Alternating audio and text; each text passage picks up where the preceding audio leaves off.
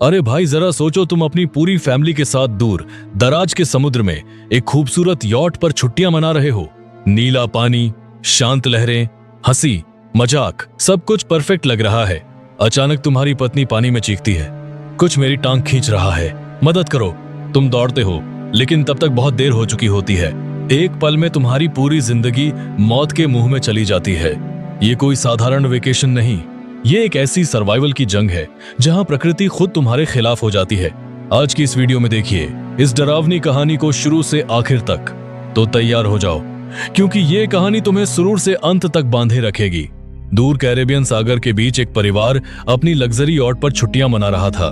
माँ जूलिया तैरने के लिए पानी में कूद गई। कुछ देर आराम करते हुए उसे अजीब सा एहसास हुआ, जैसे कोई उसके बहुत करीब से गुजर रहा हो, लेकिन आसपास कुछ नहीं दिखा। सोचा शायद उसका वहम है। कुछ सेकंड बाद वही एहसास फिर हुआ। इस बार वो घबरा गई और यॉट की तरफ तेजी से तैरने लगी। तभी अचानक किसी ने उसकी टांग जोर से खींच ली।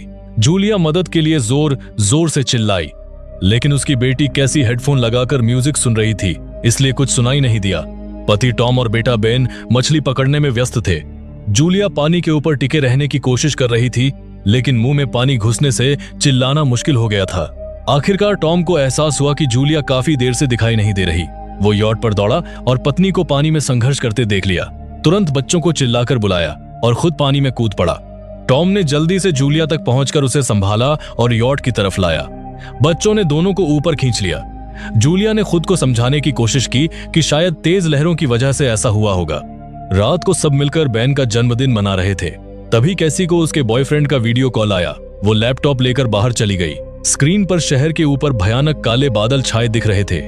अचानक कॉल ग्लिच होकर फ्रीज हो गई। कैसी डरते हुए परिवार को बताने आई, लेकिन टॉम ने कहा शायद समुद्र में दूर होने की वजह से सिग्नल कमजोर है। उसी पल सबको एक अजीब सी आवाज सुनाई दी। बाहर निकलकर देखा तो व्हेल मछलियों का पूरा झुंड गुजर रहा था। टॉम ने समझाया, व्हेल्स पृथ्वी के मैग्नेटिक फील्ड को फॉलो करती हैं। तूफान आने पर वो कंफ्यूज हो जाती हैं। अचानक यॉट जोर से हिली और बेन गिर पड़ा। टॉम को चिंता हुई कि यॉट को नुकसान तो नहीं पहुंचा।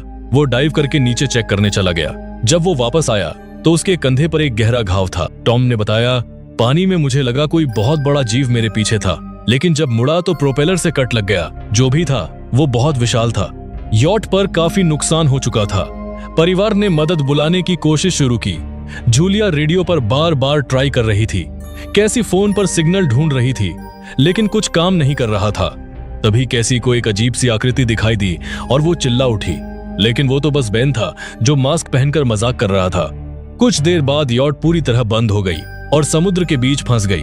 जूलिया को रेडियो पर एक खराब आवाज सुनाई दी, लेकिन कुछ समझ नहीं आया। टॉम ने परिवार को सच बताया, हमारे पास सिर्फ 4 दिन का खाना और पानी बचा है। अब हमें किसी मछली पकड़ने वाली नाव का इंतजार करना होगा। अचानक रडार पर कुछ डिटेक्ट हुआ। सब बाहर दौड़े और देखा आसमान से आग के गोले गिर रहे थे। जहां गिरते वहां जोरदार धमाके हो रहे थे। टॉम ने इंजन स्टार्ट करने की कोशिश की, लेकिन दूसरा गोला पास में ही गिर गया। तभी टॉम को समझ आया ये उल्कापिंड नहीं, बल्कि गिरते हुए सैटेलाइट्स थे। उसी वक्त यॉट से धुआं निकलने लगा। इंजन पूरी तरह खराब हो चुका था। हवा तेज होने लगी तो पूरा परिवार अंदर छुप गया। वे ये नोटिस ही नहीं कर पाए कि कंपास तेजी से घूम रहा था। यॉट जोर जोर से हिलने लगी। बेन फिर गिरा और इस बार उसे चोट भी लग गई। लहरें यॉट से टकरा रही थीं। टॉम बाहर निकलकर लाइफ जैकेट्स लाया। तभी पूरी पावर चली गई। उसने पावर बॉक्स दबाया और लाइट वापस आ गई। उसी पल बेन ने देखा जूलिया की नाक से खून बह रहा था। जूलिया को चक्कर आने लगे और कैसी ने उल्टी कर दी और हवा और भी खतरनाक हो गई। जूलिया दरवाजे बंद करने की कोशिश कर रही थी, लेकिन एक हैच खुल गया और हवा खिड़कियां तोड़ने लगी। टॉम ने फ्लेयर जलाई और फिर सब कुछ अंधेरे में डूब गया। अगली सुबह परिवार चौंक कर जागा। तूफान से बच गए थे, लेकिन यॉट बुरी तरह तबाह हो चुकी थी। बाहर निकलकर देखा तो समुद्र का सारा पानी गायब हो गया था। यॉट अब सूखी जमीन पर अटकी हुई थी। सब स्तब्ध रह गए। कैसी ने सिग्नल चेक किया, नेटवर्क पूरी तरह डाउन था। टॉम ने कंपास देखा, वो उल्टा हो चुका था। टॉम ने रेडियो ट्राई किया और इस बार कनेक्शन हो गया। दूसरी तरफ से नाव नाम का सबमरीन कैप्टन बोला। उसकी सबमरीन भी जमीन पर फंस गई थी। उसने बताया, मैग्नेटिक पोल्स रिवर्स हो गए हैं, इसी वजह से समुद्र पीछे हट गया और जमीन डूब गई है। नाव ने चेतावनी दी, पोल्स फिर रिवर्स होंगे। 1 हफ्ते में समुद्र वापस आएगा और वो बहुत खतरनाक होगा। जितना जल्दी हो सके ऊंची जगह पर चढ़ जाओ। मेरे पास सिर्फ 3 लोगों की जगह है। जूलिया और टॉम ने गिड़गिड़ाकर कहा, प्लीज हमारे बच्चों को बचा लो। नाउन ने कोऑर्डिनेट्स दे दिए। टॉम ने कैलकुलेट किया वहां पहुंचने में 2-3 दिन लगेंगे।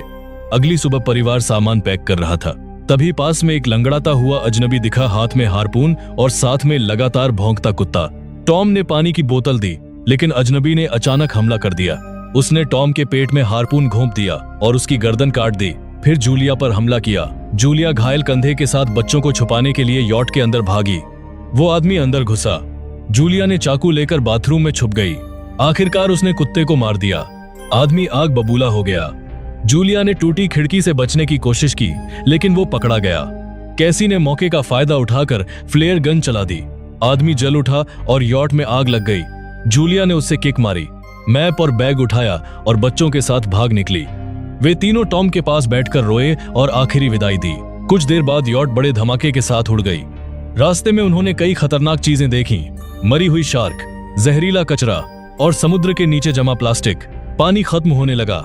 जूलिया और कैसी में बहस हो गई, लेकिन वे आगे बढ़ते रहे।